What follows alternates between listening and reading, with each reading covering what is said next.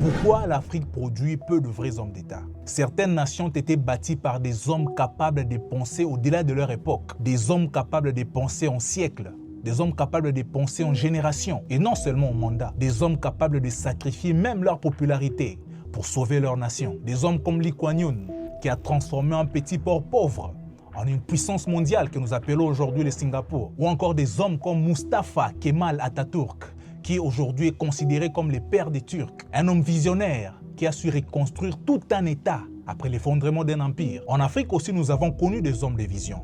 Des hommes comme Kwame Nkrumah, des personnes comme Thomas Sankara ou encore Patrice Emery Lumumba. Mais soyons honnêtes, vous savez, aujourd'hui, il y a une question dérangeante qui se pose. Et cette question est de savoir pourquoi l'Afrique ne produit-elle pas assez de véritables hommes d'État? Pourquoi avons-nous autant de dirigeants, mais si peu de bâtisseurs de civilisation? Ou encore si peu des hommes qui pensent aux prochaines générations?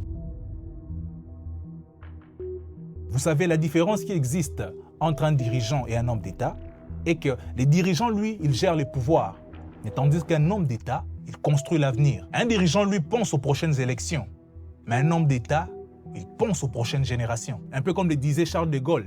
Le politicien, lui, il pense à la prochaine élection. Mais les hommes d'État pensent à la prochaine génération. Vous voyez la différence?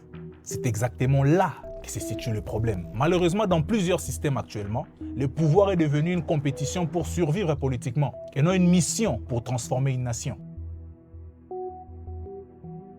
Vous savez, la plupart des États africains actuellement sont jeunes. La plupart d'entre eux sont nés dans les années 1960. Leur structure politique a souvent été héritée de la colonisation. Et ces structures n'avaient pas été créées pour bâtir des nations fortes, vous savez. Elles avaient été précisément conçues pour administrer les territoires, pour extraire des ressources. Oui. Et après l'indépendance, qu'est-ce qui s'est-il passé?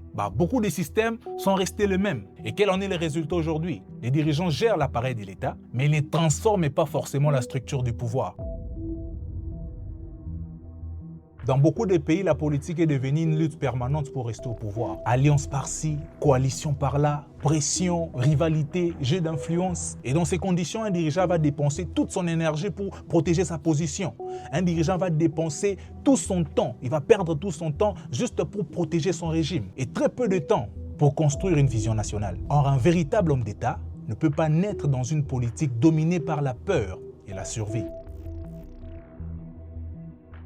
Aujourd'hui, aucun pays ne vit isolé, vous savez. Chaque nation est plongée dans un système économique mondial. Et ce système est malheureusement dominé par des puissances économiques. Aujourd'hui, un dirigeant africain doit souvent naviguer entre des intérêts nationaux, entre les pressions internationales, entre les investisseurs, entre les institutions financières. Et cela n'arrange pas les choses, vous savez. Cela réduit parfois la marge de manœuvre. Comme l'expliquait déjà Kwame Nkrumah, la dépendance économique finit par fragiliser l'indépendance politique. Et aujourd'hui, avec la pression du système mondial, il devient de plus en plus difficile d'émerger un véritable homme d'État, malheureusement.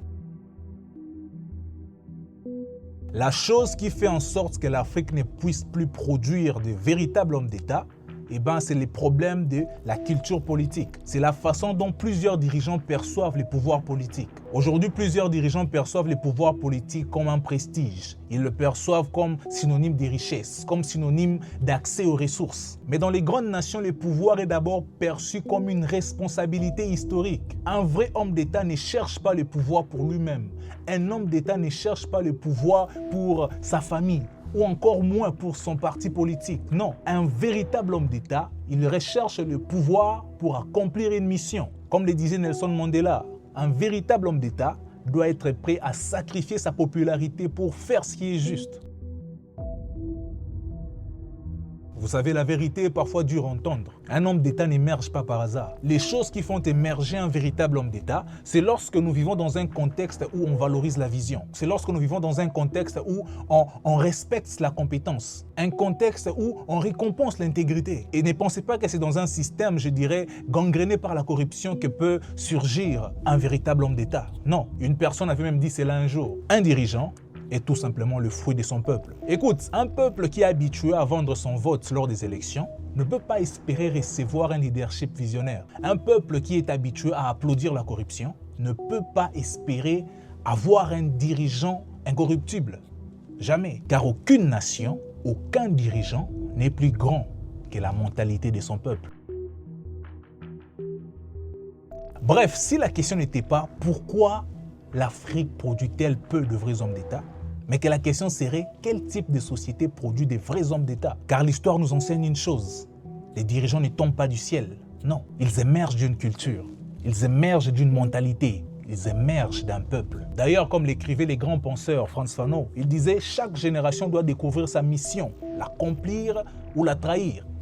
Chaque nation doit découvrir sa mission, soit l'accomplir ou soit la trahir. » Alors peut-être que la mission de notre génération est simple, former des esprits libres, former des leaders visionnaires, former des bâtisseurs des nations. Parce que l'Afrique n'a pas seulement besoin d'un dirigeant, elle a besoin d'un homme d'État. Prenons conscience de cela. Le reste n'est que détail. Dans ma prochaine vidéo, je vais vous révéler 7 signes qui permettent de reconnaître un vrai homme d'État. Parce que dans un monde rempli de politiciens, savoir reconnaître un véritable leader est devenu une compétence.